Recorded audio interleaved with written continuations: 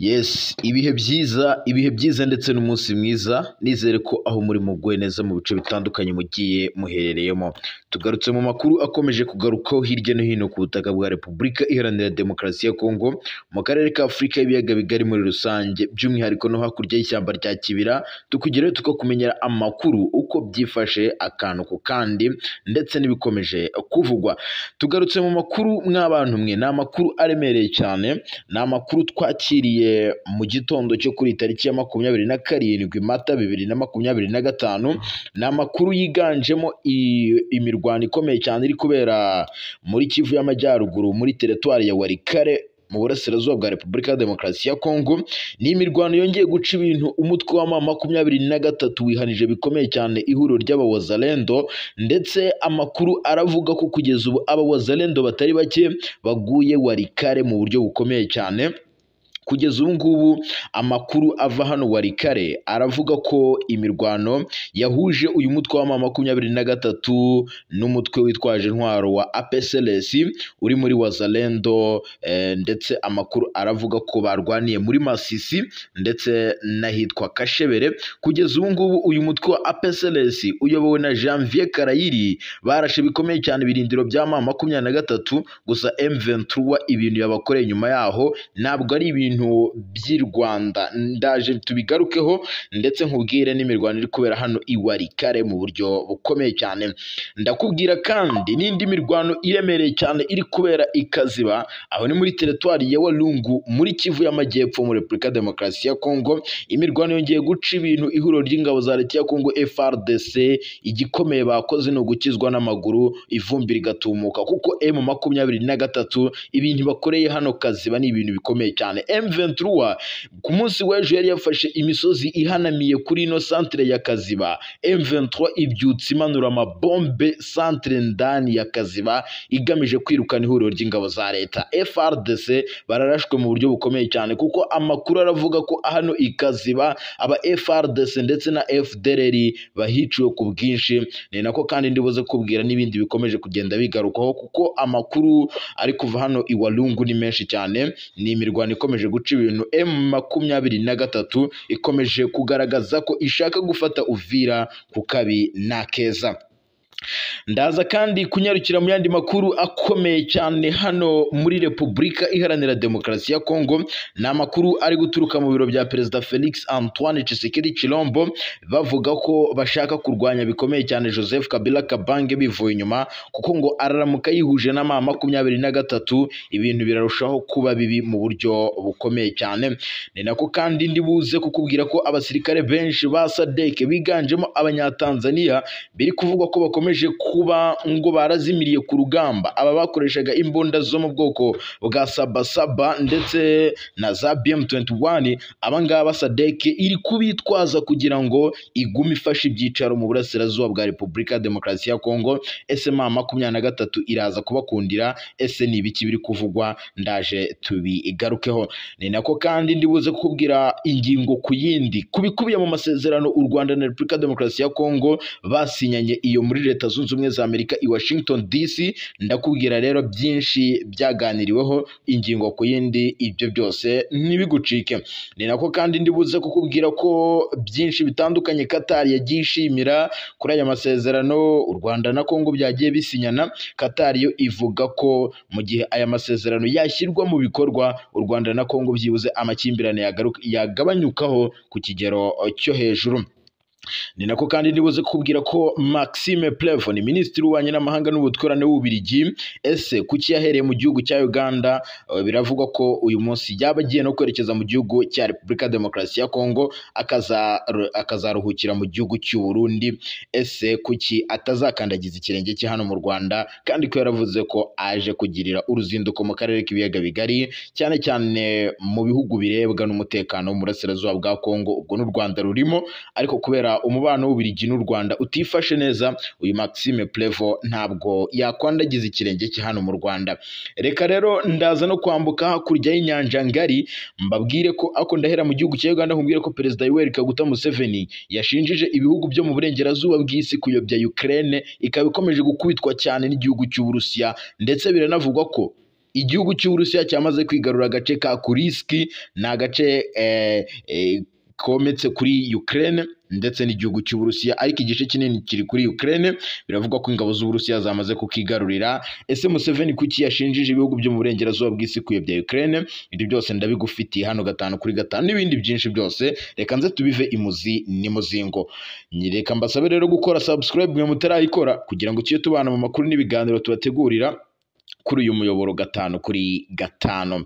Reka kandi aya makuru yo kuri aya manywa munyemerere nyahere muri teritwari ya Warikare muri Kivu y'Amajyaruguru mu burasirazuba bwa Repubulika Iharanira Demokarasi ya Kongo, ku mirongo y'imbere y'urugamba. Wazalendo ikomeje kuba ikibazo nyuma y'amasezerano ya Repubulika ya Demokarasi ya Kongo na AFC M23 basinyanye yo guhagarika imirwano. Imitwe yitwaje intwaro yibumbiye mu ihuriro rya Wazalendo ikomeje guteza umutekano muke mu burasirazuba bwa Repubulika ya Demokarasi ya Kongo, na nyuma yaho ubutegetsi bw'iki gihugu bugiranye amasezerano n'ihuriro rya M23. N'amasezerano yariganjemo guhagarika imirwano.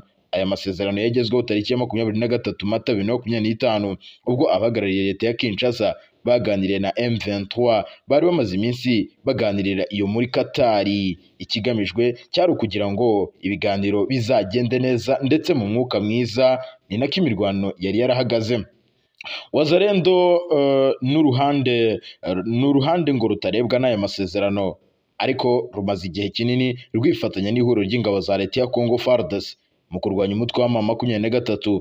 Umuyobozi wa Wazalendo Lieutenant General Padiri Bolenda David yashyizweho na leta. Rero kuri tariki 25 Mata 2025 Wazalendo yagabye igitero gikomeye cyane ku ngabo za leta ya Congo FARDC muri teritwari ya Uvira mu ntara ya Kivu y'Amajyepfo, biturutse ku kudahuza ku buryo ibikorwa byo kurwanya M23 bikwiye kugenda. Wazalendo yasubiranyemo na FARDC mu gihe M23 yavugwaga mu nkengero zino teritwari ya Uvira. Ndetse umuvugizi w'ibikorwa by'ingabo za leta ya Congo FARDC muri Kivu y'Amajyepfo Lieutenant Mark Elonga yasobanuye ko Wazalendo yarakashwe n'uko abasirikare benshi ba leta ya Congo FARDC bavuye mu birindiro byabo ahitwa Katongo bakaza hano muri teritwari ya Fizi. Kuri tariki 25 nanone Mata 2025 abarwanyi ba AFC M23 bahanganiye bikomeye cyane nabo mu mutwe witwaje intwaro wa APCLS uri mu ihuriro rya Wazalendo muri sekteri ya Oso Banyungu muri teritwari ya Masisi muri Kivu y'Amajyaruguru. Imirwano yabereye mu gace ka Kinyumba, Birubi, Kibanda, Kikomo ndetse na Kasopo, nyuma yaho abarwanyi ba APCLS bayobowe na Janvier Karayiri barashe bikomeye cyane ibirindiro bya M23. Mu bihe byashize imitwe ya Wazalendo niyo yafataga ijyambere mu kugaba ibitero kuri M23, mu gihe amahanga yabaga yasabye ko imirwano ihagarara, nayo igatangaza ko ifite uburenganzira bwo kwirwanaho. Ibyo ingabo za leta ya Congo FARDC zabishingiragaho zigashinja M23 gusukura imirwano, nazo zinjira mu ntambara. Kuri iyi nshuro ntacyo zishinja iri huriro rimaze igihe rirwana n'ubutegetsi bwa Kinshasa. Ni imirwano ikomeje guca ibintu muri teritwari ya Warikare hano muri Kivu y'Amajyaruguru, ndetse M23 mu minsi ishize biherutse gutangazwa ko yanigaruriye centre ya Warikare mu buryo bukomeye cyane. Reka munyemerere nkiri ku makuru y'imirwano nerekeze muri Kivu y'Amajyepfo muri teritwari ya Walungu Ikaziba. Ihuriro ry'ingabo za leta ya Congo FARDC ryabangiye ingata, ivumbi riratumuka nyuma yo gukubitwa n'ihuriro rya AFC M23. Umutwe wa M23 urwanya ubutegetsi bwa Perezida Felix Antoine Tshisekedi Tshilombo bamaze kwigarurira Kaziba mu buryo budasubirwaho. Iyi Kaziba ni umujyi muto uherereye muri teritwari ya Walungu muri Kivu y'Amajyepfo. Ubundi iyi Kaziba yafashwe na M23 irimo n'icyicaro gikuru cy'ino sheferi ya Kaziba. Amakuru ava muri ibi bice aragaragaza ko abarwanyi ba M23 bari kwinjira muri uyu mujyi mu gihe mu gitondo cyo kuri iki cyumweru tariki ya 27 Mata 2025 aribwo bagaragaye ku bwinshi muri no Kaziba. Abahamya bavuga ko ati nibwo binjiye muri no centre ya Kaziba igihe amakuru yavugaga ko ku isaha y'isa 11 z'igitondo tayari M23 yari imaze gusesekara hano ikaziba. Uyu mutwe wa M23 wigaruriye uno mujyi nyuma y'imirwano ikomeye basakiranyije n'ihuriro ry'ingabo za leta ya Congo FARDC. Iyi mirwano yanasize ingabo za Congo zitsinzwe kandi ziranahunga zikizwa n'amaguru, maze abarwanyi ba M23 bigarura ino kaziba yose. Ku munsi w'ejo ni nabwo abarwanyi ba M23 babohoje imisozi ihanamiye kuri ino centre ya Kaziba, ndetse harimo centre ya Murambi, Bushenyi ndetse n'utundi duce duherereye muri bino bice. Ndetse byanavuzwe ko aba barwana ku ruhande rwa leta ya Congo bahungiye ubwo bahungaga bava muri ino misozi bagahungira mu gice cy'umujyi wa hano ikaziba, nubwo M23 yafashe ino kaziba, ariko biravugwa ko ngo yarimo abasirikare benshi ba leta ya Kinshasa. Umubare nyawo ntabwo uzwi, ariko biranavugwa ko ababarirwa mu bihumbi 10 barenga ngaribo bari muri no kaziba babangiye ingata, abandi baricwa. M23 gufata uno mujyi wa Kaziba bibaye ku nshuro ya kabiri, mu gihe ku bufatanye bwayo na Twirwaneho yaranafashe ino kaziba tariki ya 12 z'ukwa gatatu 2025 iza kuhava kuko yahise ikomeza igana mu Minembwe kujya gutabara abanyamurenge bariho bicwa n'igisirikare cya leta. Hagati aho abasirikare benshi bo ku ruhande rwa leta ya Kinshasa bahunze berekeza uruhande rwo mu bice biherereye muri teritwari ya Uvira ndetse no mu misozi iri aho hafi, nk'uko amakuru akomeza ava muri ibi bice abivuga. Ndetse kandi muranabyibuka ko imirwano ikomeye cyane M23 ihirwana hano n'ingabo za leta ni imirwano itoroshye, kuko birashya bishyira ko M23 mu gihe yakuramo ino kaziba mu buryo bweruye 100%, kuko biracyavuga ko hari abasirikare benshi ba leta ngo bakiri hano mu mujyi wa Kaziba cyangwa muri ino centre ya Kaziba ako bwinshi. Ni nako kandi reka munyemerere mve aho ngaho nerekeze kuri perezida wa Uganda Yoweri Kaguta Museveni. Yamaze gushinja ibihugu byo mu burengerazuba bw'isi kuba bikomeje kuyobya bikomeye cyane igihugu cya Ukraine. Perezida wa Uganda Yoweri Kaguta Museveni yatangaje ko abo mu burengerazuba bw'isi aribo bakomeje gutuma intambara ya Ukraine ifata indi ntera bijyanye no kubogama kwabo batabanje gutekereza ku muzi w'ibibazo. Museveni yashinjije ibihugu byo mu burengerazuba bw'isi kwivanga mu ntambara itabareba, avuga ko aho kuba hagati ntibigire uruhande babogamiraho bashyigikiye bikomeye cyane Ukraine, ndetse bashyiraho n'umurongo utari wo. Ati ntekereza ko Kiev iri kuyobywa bikomeye cyane n'abatarebwa n'iyi ntambara, baba bashyigikiye bikomeye cyane Perezida Vladimir Zelensky, nyamara ngo baba bari kumuyobya. Perezida Museveni yanavuze ko ibyo ngari nabyo byemezwa ko ngo Ukraine yayobejwe, kuko ibihugu byo mu burengerazuba bw'isi ngo bifite amakosa akomeye cyane. Ibi bihugu byo mu burengerazuba bw'isi ngo byahisemo gushyigikira uruhande rumwe ngo bishyigikira nyine Ukraine, kandi ngo biyishyigikira mu makosa. Yibukije uburyo Uburusiya na Ukraine byahoze ari igihugu kimwe, agaragaza ko ngibiri kuba ari nk'agatanya ku bashakanye, bityo ko ngabo bakwiye no kurangiza ibibazo byabo mu bijyanye no ko babisesengura ngo babihereye mu mizi. Yanagaragaje ko ngo uburyo ibihugu byo mu burengerazuba bw'isi bidashaka ko ngo kumva igihugu cy'Uburusiya ngo aricyo kiri gutuma iyi ntambara ikara ndetse igafata indi ntera.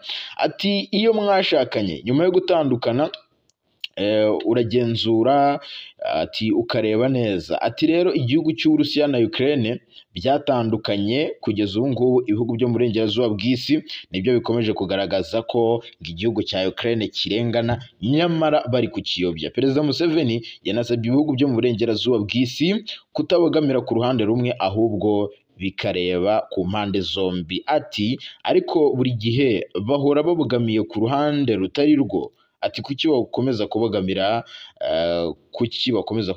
kuri Ukraine nyamara bayiyobya.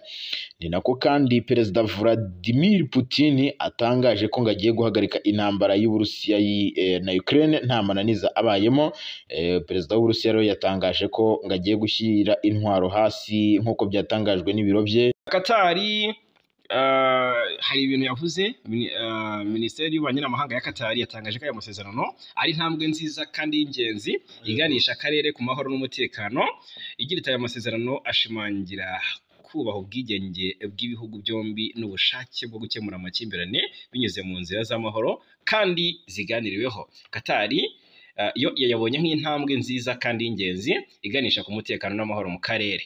Guverinoma ya Katari yashimye uruhare Amerika yagize muri aya masezerano, igaragaza ko ari imwe muri gahunda ngari y'umuryango mpuzamahanga mu gukemura amakimbirane no guteza imbere amahoro n'umutekano mu karere k'ibiyaga bigari. Urabyuka ko Emir wa Katari Sheikh Tamim bin Hamad Al Thani yahuje Perezida Kagame na Tshisekedi tariki 18 bemeranya ko bashyigikiye gahunda yo gukemura amakimbirane binyuze mu biganiro bya politiki. Iyo ni Katari.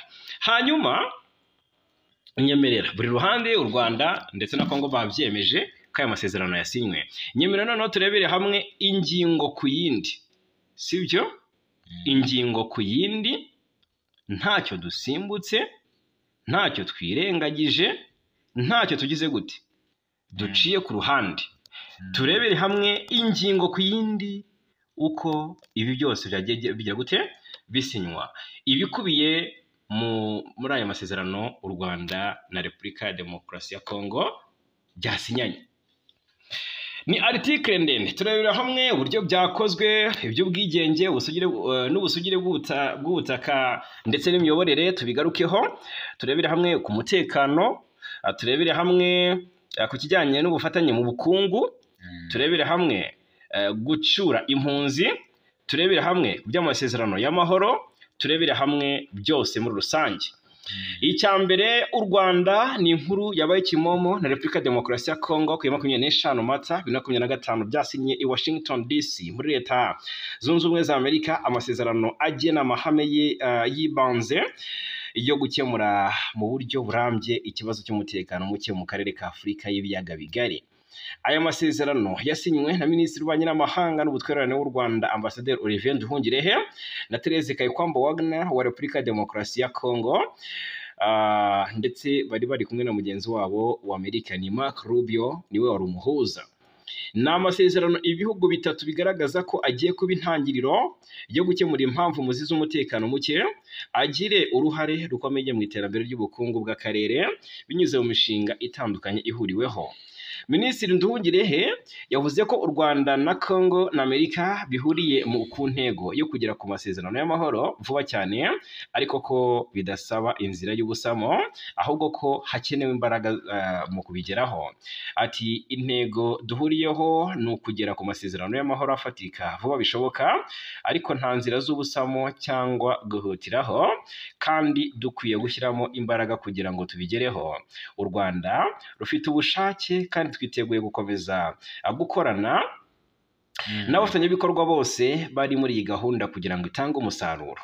Minisiteri y'Ububanyi n'Amahanga ya Amerika yagaragaje ko amasezerano agena aya mahame agizwe n'ingingo nyamukuru 6 zirimo iy'ubusugire n'ubwigenge, umutekano, ubufatanye mu bukungu, gucyura impunzi, MONUSCO n'ingabo z'akarere n'amasezerano y'amahoro.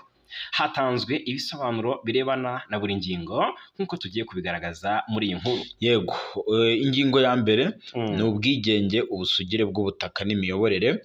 U Rwanda na Repubulika ya Demokarasi ya Kongo byemeranyije kubaha ubwigenge n'ubusugire bw'ubutaka bwa buri ruhande no guharura inzira yo gukemura amakimbirane mu mahoro ishingiye kuri diplomasi n'ibiganiro, aho kwifashisha imbaraga n'imvugo zibihanganisha. Ibi bihugu kandi byanemeranyije kubaha imipaka isanzweho bikirinda ibikorwa n'imvugo bihungabanyiriza umutekano cyangwa se bigamije kuyitesha agaciro. Buri ruhande rero rwemeranyije kubaha uburenganzira bw'imiyoborere y'ubutaka bwa buri ruhande mu gihe butabangamira ubwigenge cyangwa ubusugire bw'ubutaka bwa hamwe cyangwa ahandi. Nk'uko kopi y'aya masezerano yasohowe na Minisiteri y'Ububanyi n'Amahanga ya Amerika ibivuga, u Rwanda na Kongo byanemeranyije kutivanga mu bibazo bwite bya buri ruhande. Yego, hanyuma ku yindi ngingo y'umutekano rero, u Rwanda na Kongo bemeranyije ko bifite ku mipaka ibishobora kubangamira umutekano wabyo, bisezerana kubikemura hakubahirizwa ubwigenge n'ubusugire bw'ubutaka bwa buri ruhande. U Rwanda by'umwihariko rugaragaza ko rubangamiwe n'umutwe w'iterabwoba wa FDLR ukorera hafi y'umupaka mu burasirazuba bwa Kongo, umutwe ugizwe ahanini n'abasize bahekuye u Rwanda muri jenoside yakorewe Abatutsi muri Mata 1994. Bagaragaje ko rero ubufatanye bwa leta ya Kongo bwarenze guha FDLR indaro, iyiha intwaro, imyitozo ya gisirikare n'amafaranga. Perezida Tshisekedi yongeyeho ko rwose azafasha abanyarwanda gukuraho ubutegetsi bwa Paul Kagame. Ibihugu byombi byemeranyije ko amahoro, umutekano n'ituze ari ngombwa kugira ngo ubucuruzi bwambukiranya imipaka bunyura mu nzira zemewe n'amategeko bwongererwe imbaraga, hanabeho ubufatanye mu by'ubukungu ku rwego rw'akarere.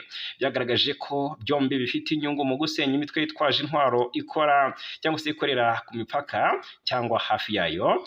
Byemeranya ko ubufasha ihabwa bugomba guhagarara.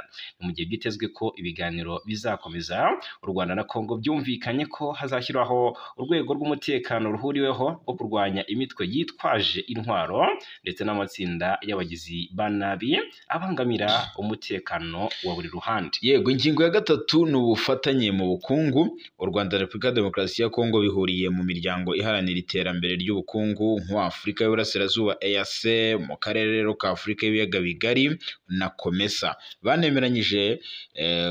Banemeranyije nyine ngo gushingira ku nzego zayo mu bijyanye n'imikoranire mu bucuruzi ndetse n'ishoramari. Hashingiweho ku mikoranire y'iyi miryango ibihugu byombi bihuriyeho, byanemeranyije gushyiraho uburyo bwo gukorera mu mucyo kugira ngo buri ruhande ruzabone inyungu mu mutungo kamere ndetse n'akarere muri rusange ndetse n'ibijyanye n'ishoramari.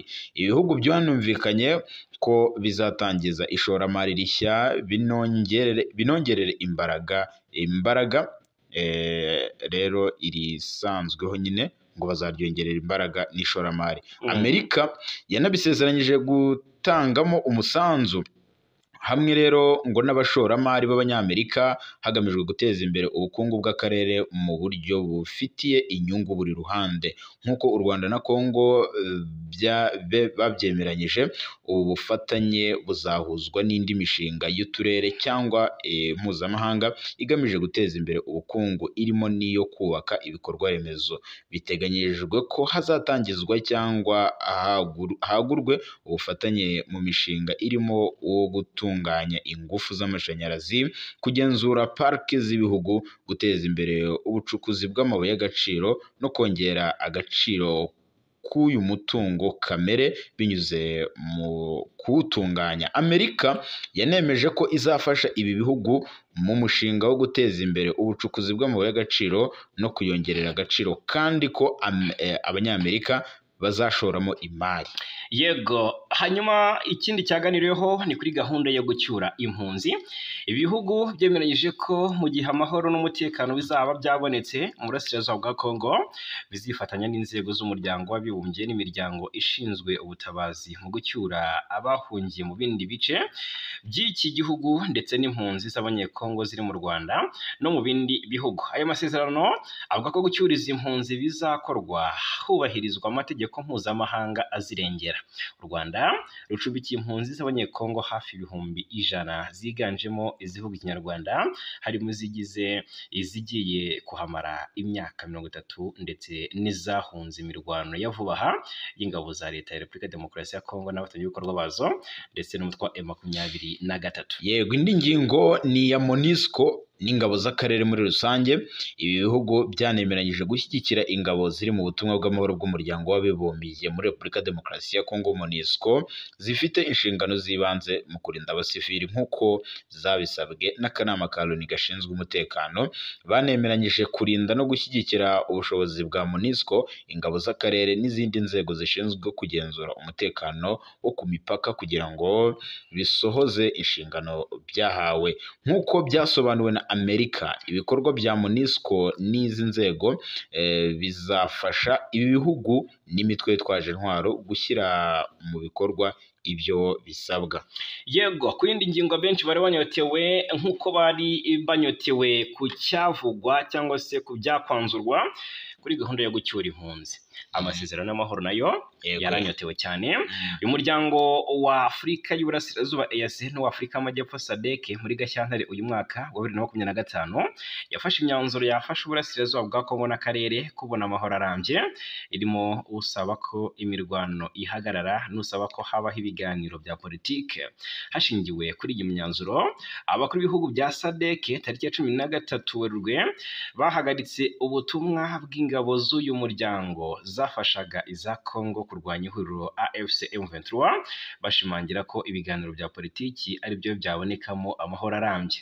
Muri Werurwe uyu mwaka wa 2025 Qatar nayo yatangiye ibiganiro bihuza u Rwanda na Repubulika Demokarasi ya Kongo ndetse n'ihuriro AFC M23. Impande zombi zigaragaza ko zishyigikiye imyanzuro yafashwe na EAC na SADC, cyane cyane ugaragaza ko intambara atari yo yakemura amakimbirane. Tariki 23 Mata, Repubulika Demokarasi ya Kongo na AFC M23 byashyize umukono ku itangazo rihuriweho ry'amasezerano yo guhagarika imirwano. Hanyuma rero ariko kandi byakomeje kugenda bidogera ku kibuga cy'imirwano kugira ngo ibiganiro bikomeje hagati y'impande zombi bibe mu mwuka mwiza, nicyo cyari kigamijwe. Rero Amerika yatangaje ko hashingiwe kuri izi gahunda z'amahoro zisanzwe iyo u Rwanda na Kongo byemeranyije ku gutegura inyandiko y'amasezerano y'amahoro izasuzumwa bitarenze tariki ya 2 Gicurasi uyu mwaka, no kuvuga ni mu kwezi turi genda dusatira. Byitezwe ko kandi hashobora kubaho ukutumvikana ku nyandiko y'amasezerano y'amahoro. Amerika yasobanuye ko rero Minisitiri Olivier Nduhungirehe ndetse na Thérèse Kayikwamba Wagner mu by'ukuri bemeranyije ko bazahurira i Washington DC kugira ngo bayakemure muri rusange. Ngaye nguko rero hanyuma ku ruhande rw'u Rwanda, umuvugizi wa guverinoma y'u Rwanda Yolande Macron yakomeje kuri iri sinywa ry'aya masezerano, hanyuma atangaza ko nta nzira y'ubusamo igomba kubamo mu ishyirwa mu bikorwa ry'aya masezerano aganisha ku mahoro. U Rwanda na Repubulika Demokarasi ya Kongo byashyizweho umukono, birumvikana ntabwo biba byoroshye urugendo kandi Paul ni mwendo. Umuvugizi wa guverinoma y'u Rwanda rero Yolande Macron yari yavuze ko isinywa ry'aya masezerano ryerekeza ku gukemura ibibazo mu buryo burambye, ashimangira ko nta ruhande rugomba gucira cyangwa se guca inzira y'ubusamo mu gushyirwa mu bikorwa mu ishyirwa mu bikorwa by'ayo masezerano. Agira ati isinywa ry'ayo masezerano agena amahame ngenderwaho mu kugarura amahoro bikozwe n'abaminisitiri b'ububanyi n'amahanga b'u Rwanda na Repubulika Demokarasi ya Kongo bafashijwe n'ububanyi n'amahanga wa Amerika.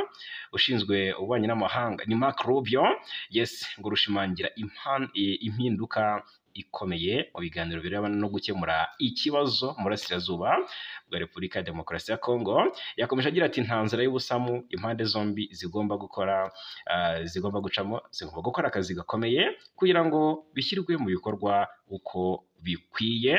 Agira ati u Rwanda rwiteguye amasezerano y'amahoro azakemura ibibazo byose by'ingenzi birimo ibijyanye n'umutekano, imiyoborere no guteza imbere ubukungu bw'akarere. Yes, ibikubiye mu masezerano nizere ko tubivuye muzi. Yego, nizere ko tubivuye muzi. Reka noneho tunyarukire ku kibuga cy'imirwano. Nubwo amasezerano asinywa wenda twahera kuri Maxime Flevo. Yego, icyaba kimuzanye noneho hano mu karere k'ibiyaga bigari, ni ibingibi Ububiligi burabivuga ko ari byo. Ikintu nibaza, Flevo yageze mu karere k'ibiyaga bigari cyangwa kuko byari byatangajwe ko tariki 25 Flevo aza mu karere ariko se aje kwishushanya mu biki? Ese yaje? nabonye minisitiri w'intebe wungirije akaba na minisitiri w'ububanyi n'amahanga n'ubutwererane w'Ububiligi uyu Maxime Prévost.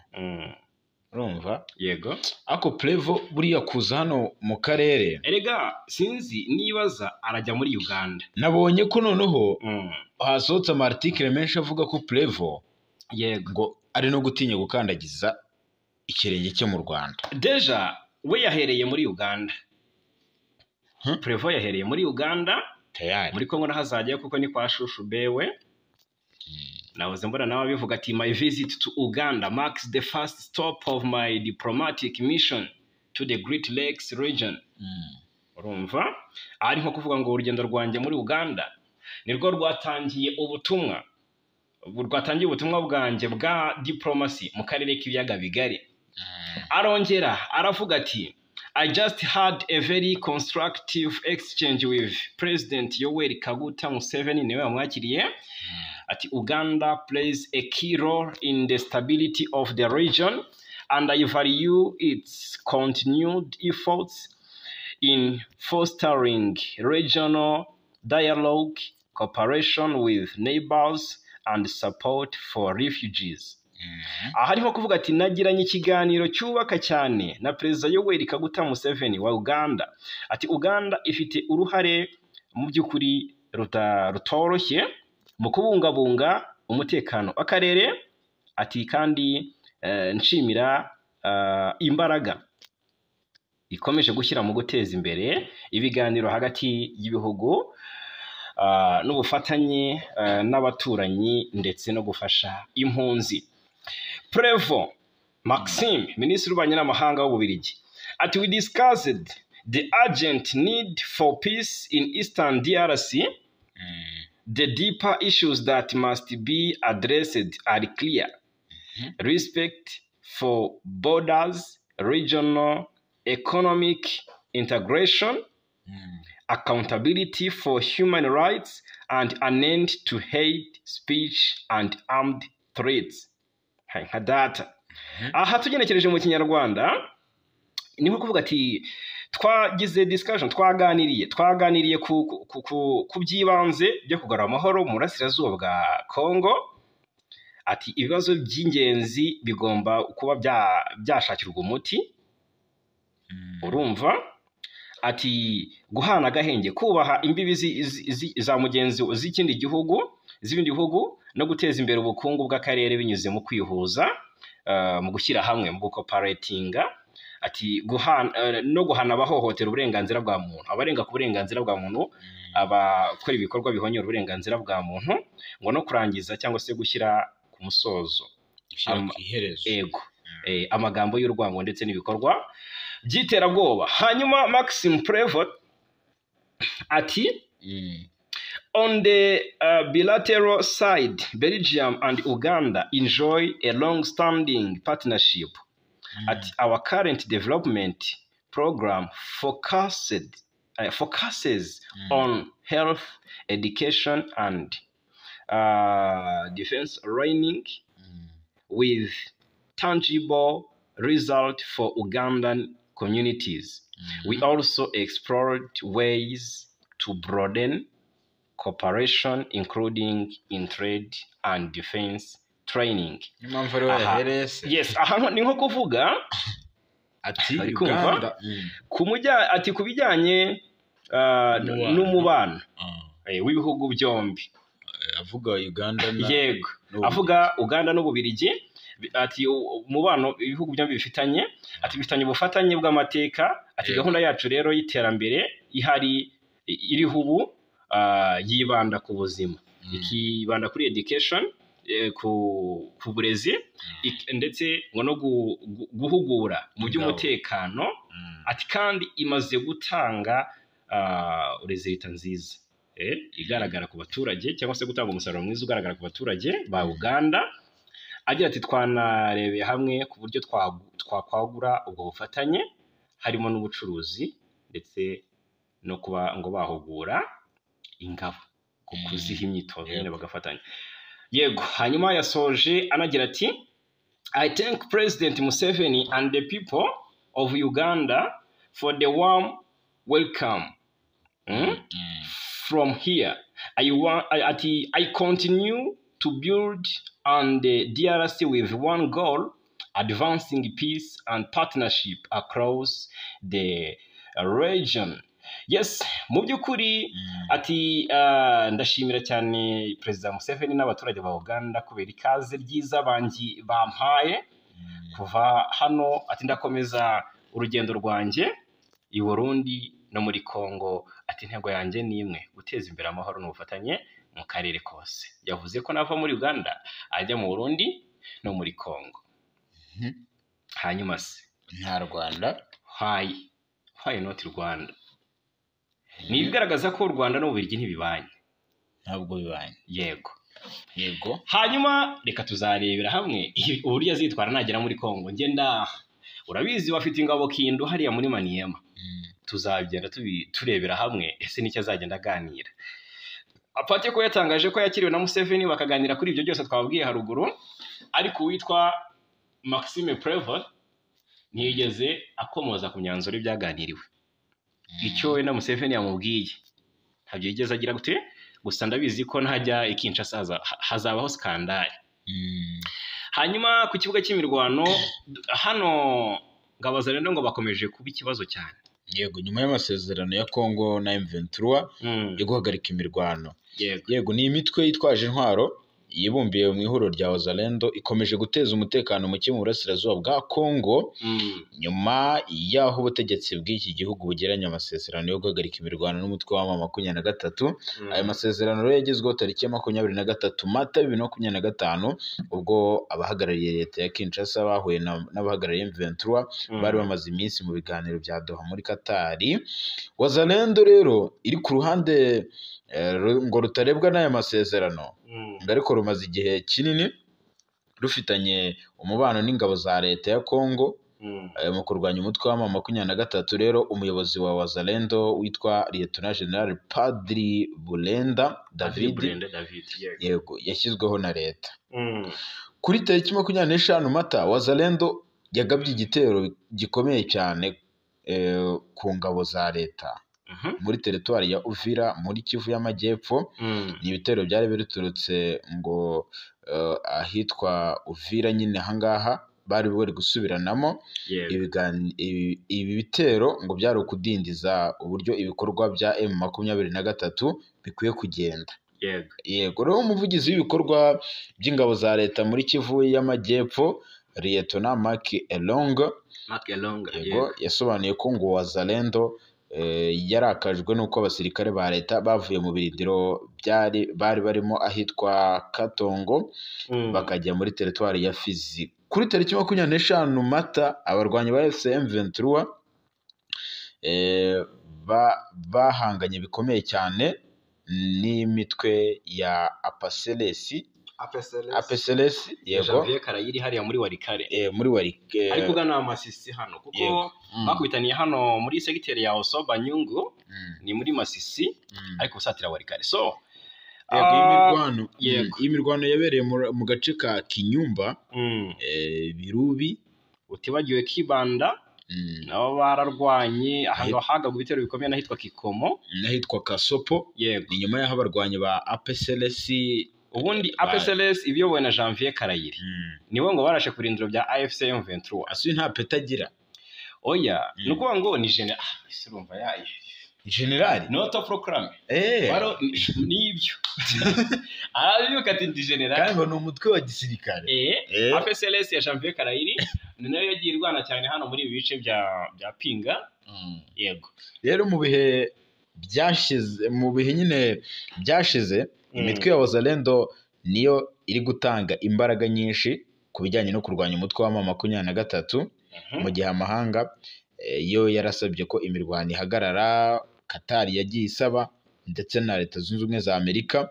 Rero ibyo ingabo za leta zishingiraho zishinja M23 gusubukura imirwano nazo ziri kwinjira mu ntambara kuri iyi nshuro ndetse bari no gushinjira ihuriro rya M23 kuba ngo ari ryo riri gurenga ku gahenge.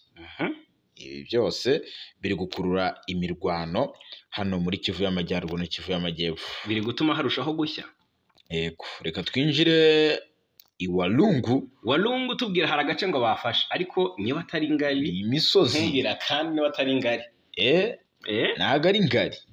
Wa muntu we aka gace ka ngari M23 yigaruriye, kuko umutwe wa M23 kugeza ubu ngubu wamaze gufata ibice byinshi hano muri teritwari ya Walungu muri Kivu y'Amajyepfo, nyuma yo gufata ibindi bice hano muri ino teritwari.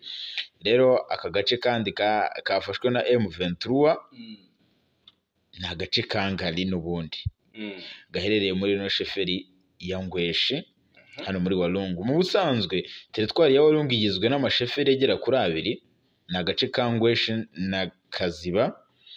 Ndetse amakuru aranavuga ko imirwano yanabaye ari imirwano ikaze, kuko agace ka ngari navuga kari kabaye isibaniro, kuko ihuriro ry'ingabo za leta bahereye ku isaha saa 12 z'igitondo bagera ku isaha z'umugoroba mu masaha ya saa 11 bakirasana mu buryo bukomeye. Ni imirwano yasize uyu mutwe wa M23 ufashe aka gace kazwiho kuba ari agace k'ingenzi ahanini ku buhinzi, kuko amakuru aravuga ko agace kazwiho kwera ibihingwa bitandukanye birimo ibigori, ibishyimbo ndetse n'imyumbati. Amakuru kandi aragaragaza ko coalition mu bishyimbo n'ibigori ni imirwano no kuvuga ngo niyo byeze biribwa n'aba Kinshasa n'abasirikare n'abazalendo n'abaki. Urumva rero M23 yatabaye abaturage n'imitungo yabo. Yego, kugeza ubu ngubu urumva aka gace M23 yigaruriye kagiye kwifasha kuba bafata Kaziba. Barafasha gufata Kaziba. Amakuru aranagaragaza ko ahagana ku isaha saa 5 zo ku wa gatanu nibwo uyu mutwe wari umaze kubohoza kano gace. Hari hiriwe imirwano yaje ikurikira indi yari iherutse kubera muri icyo gice, aho kandi uyu mutwe wa M23 warigaruye uduce tune turimo Ruciga, urabyibuka twabigarutseho. Katope yarafashwe n'umusozi wa Nangando na Munya. Kimwe cye rero ejo ndi kuwa kane nabwo bari barwanye. Hari hiriwe ituze ku mpande zombi, nubwo habaye kurebana y'ingwe. Hanyuma ntabwo biramenyekana neza uruhande rwa leta cyangwa se rwa M23 ese ninde watangije uri gutangiza imirwano guteza ibibazo hano. Gusa ariko biravugwa ko wazalendo barwana ku ruhande rwa leta ya Kinshasa, nibo bari gutera umutwe wa M23 ku bwinshi, abandi nabo bakabasubiza inyuma bigakomera. Ni mu gihe kandi mu biganiro by'imishyikirano hagati ya leta ya Kinshasa n'uyu mutwe wa M23 twabigarutseho. Buri ruhande rwose ni byiza, ntabwo ari bibi, nubwo bikomeye. Urumva ku kibuga cy'imirwano ho birushaho kugenda bikomera. Nyemerera mbere yuko twambuka tugaruka mu Rwanda tubanze tubabwire uwitwa Muhozi ejo nibwo yavugaga ko azafata Kisangani. Avuga ko azafata Kisangani ngo M23 iri gutinda kugira gute kubyikorera, bati kujya kwa Rogoshe Tshisekedi. Gufata Kisangani biri mu nshingano ze.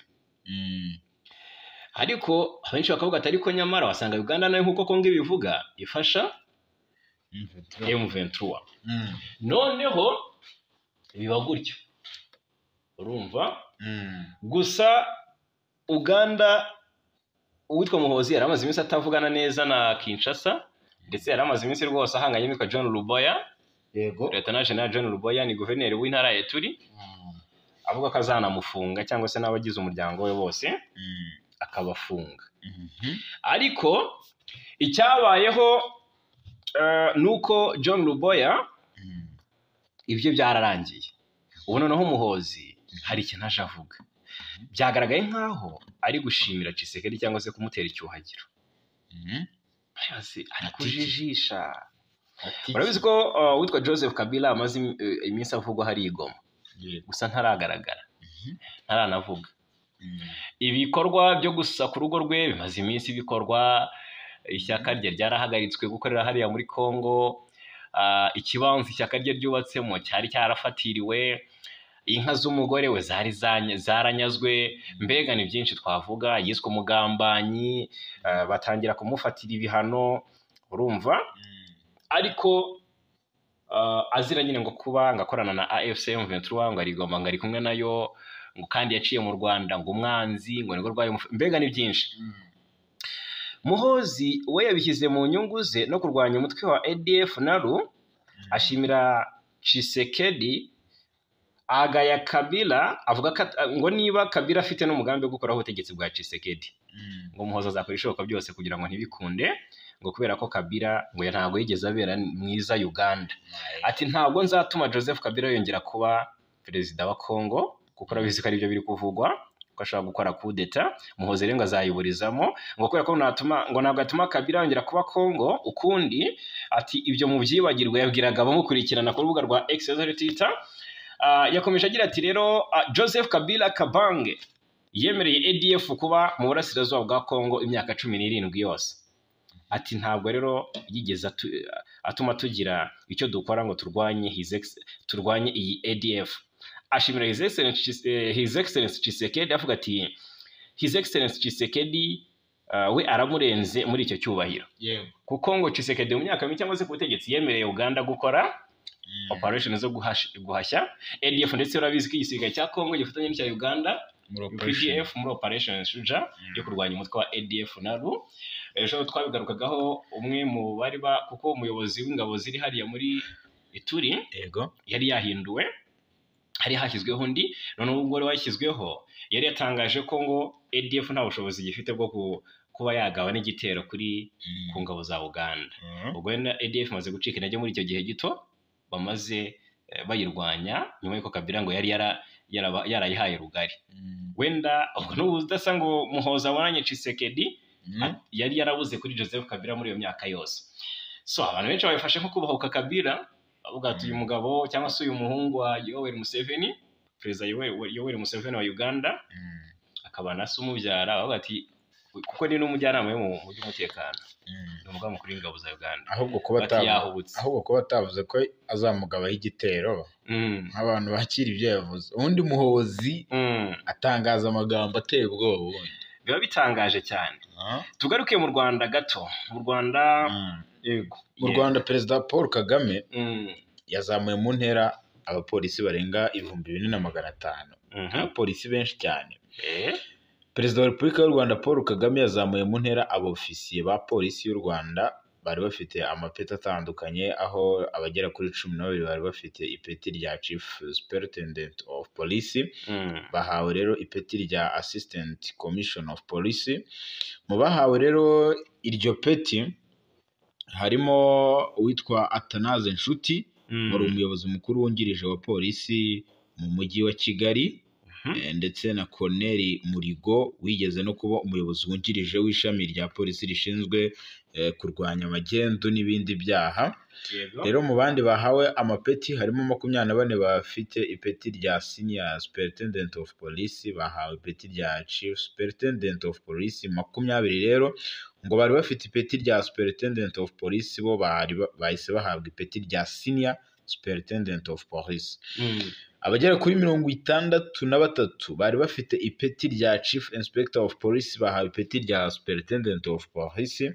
Abagera kuri 304 bari bafite ipeti rya Inspector of Police, bazamuye mu ntera bahabwa ipeti rya Chief Inspector of Police, mu gihe abagera ku bandi 304 bari bafite ipeti rya Assistant Inspector of Police, bahawe ipeti rya Chief Inspector of Police. Abandi 560 bari bafite ipeti rya Assistant Inspector of Police, bahawe ipeti rya Inspector. Hari n'abandi bapolisi bagera ku 3510 bazamuye mu ntera ku mapeti atandukanye. Yego, mu mpinduka rero zindi zakozwe muri polisi y'u Rwanda harimo abapolisi 150 bashyizwe mu kiruhuko cy'izabukuru, barimo abofisiye bato 45 n'abasu officers n'abasuzo officier 105. Yego, nabo hari n'abasezerewe, hasezerewe abapolisi 17 ku mpamvu z'uburwayi, n'abandi 4 basezereye ku zindi mpamvu zitandukanye. Ibyo ngibyo cyiza cyane. Twerekeze hanze ya Afurika. Reka twerekeze hanze ya Afurika tubabwire naho uko ibintu byifashe hakurya y'inyanja ngari igota amasimbi munyotewe no kumenya ibyo ari byo. Yego, Uburusiya yego bwisubiza agace ka Kursk bari bambuye Ukraine nyine. Yego, amakuru aravuga ko perezida w'Uburusiya Vladimir Putin yavuze ko ibitero bya Ukraine ngo byapfubye. Ashimira ingabo z'igihugu cye ku gikorwa gikomeye cyo gutsinda abo bari bahanganye. Ntabwo Ukraine iragira icyo itangaza kuva muri aka gace ka Kursk ndetse kagasubira mu maboko y'Uburusiya. Gusa mu gitondo cyo kuwa gatandatu ingabo za Ukraine zari zaratangaje ko zikomeje gukorera muri aka gace. Ukraine yari yagabye igitero ku ngabo z'Uburusiya ziri muri aka gace mu gihe muri Kamena ubwo bafataga mu buryo bworoshye aka gace. Nicyo gikorwa cya mbere cya gisirikare cyari cyinjiye ku butaka bw'Uburusiya kuva intambara ya kabiri y'isi yarangira. Yego, hanyuma biravugwa ko Ukraine ishobora kwemera guhara uduce twayo kugira ngo haboneke amahoro, nk'uko umuyobozi w'umujyi wa Kiev witwa Vitali Klitschko yatangaje ko Ukraine ishobora gutanga igice cy'ubutaka bwayo by'igihe gito mu rwego rwo kugera ku masezerano y'amahoro n'Uburusiya. Mu gihe perezida wa Amerika Donald Trump akomeje kotsa igitutu kuri Ukraine ayisaba kwemera ibyo yise impinduka ku butaka, kuri ubu umuyobozi w'umujyi wa Kiev witwa Vitali Klitschko rwose yatangarije itangazamakuru ko gutanga igice cy'ubutaka ari kimwe mu byagarura amahoro. Ati kimwe mu byashoboka ni ugutanga ubutaka, ntabwo ari ubutabera, ariko kubw'amahoro nibura ay'igihe gito bishobora kuba igisubizo by'agateganyo. Klitschko yavuze ko abanya-Ukraine batazigera mu by'ukuri ngo bemera ubukoloni bw'Uburusiya uko byagenda kose. Yongera ko ntacyo perezida Zelensky aramuganiriza ku bijyanye n'amasezerano y'amahoro.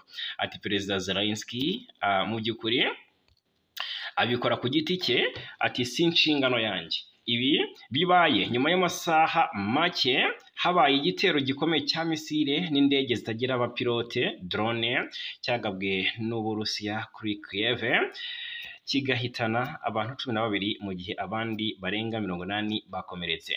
Ni ubwa mbere umwe mu bayobozi bakomeye ba Ukraine hagaragaje ko mu by'ukuri gutanga ubutaka ngo nk'igice cy'amasezerano y'amahoro bishobora kujya ku meza y'ibiganiro, nubwo avuga ko hari inzira y'agateganyo. Yongeraho ko mu by'ukuri ibibazo bikomeye nk'ibi bitagombye kujya bivugirwa imbere ya kamera, avuga ko uburyo Zelensky na Trump bagaragaje ukutumvikana kwabo ku mugaragaro mu kwezi kwa Gashyantare bidakwiye na gato.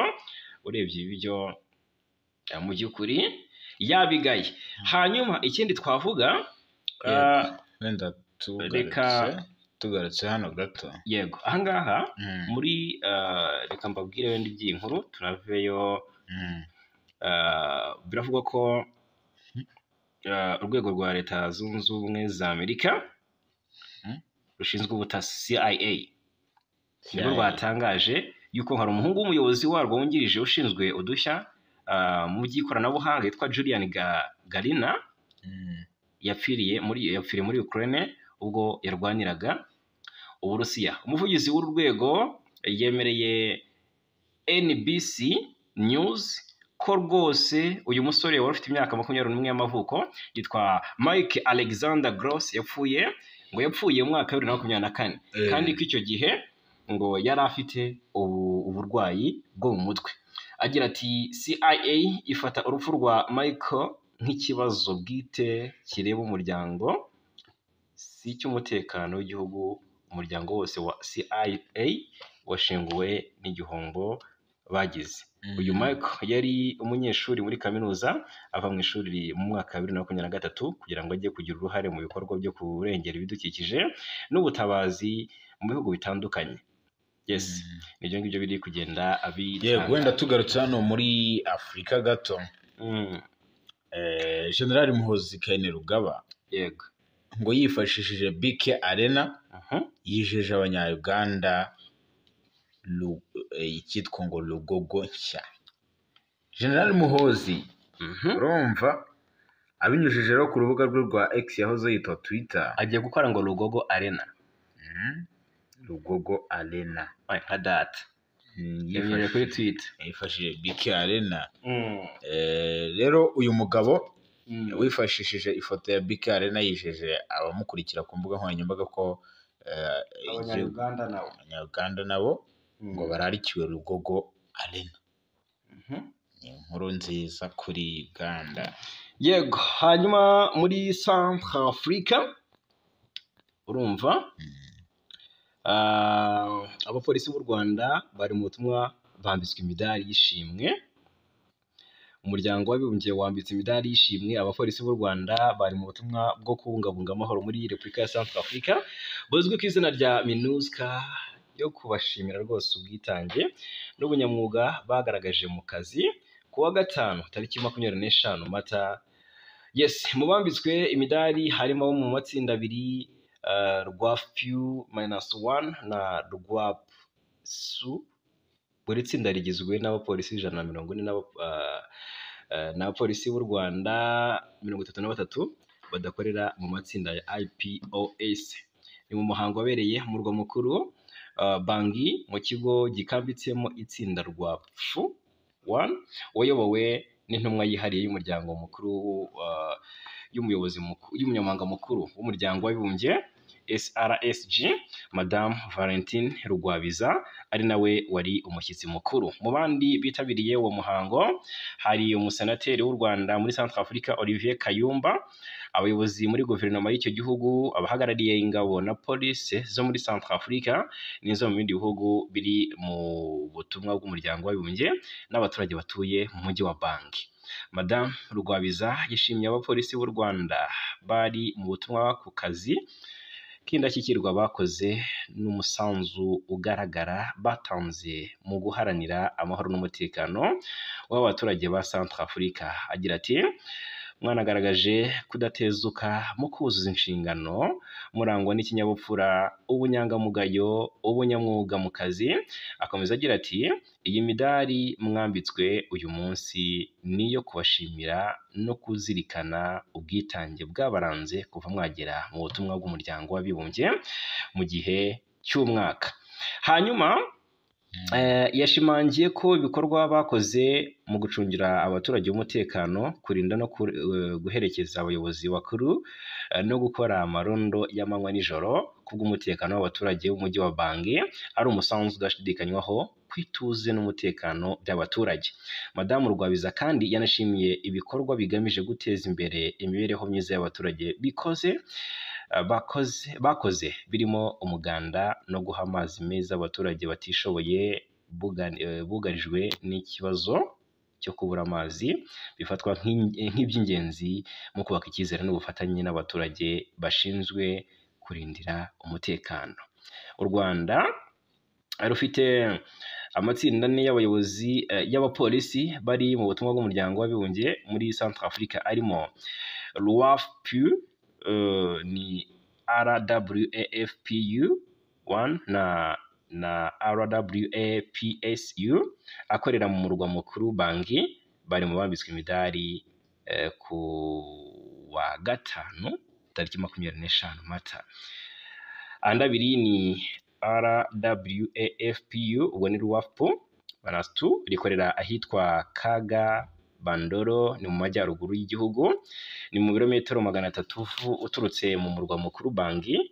N'itsinda RWAFPU -3 rikorera mu mujyi wa Bangassou mu birometero bisaga 720 uturutse mu mujyi wa Bangui werekeza mu majyepfo y'uburasirazuba.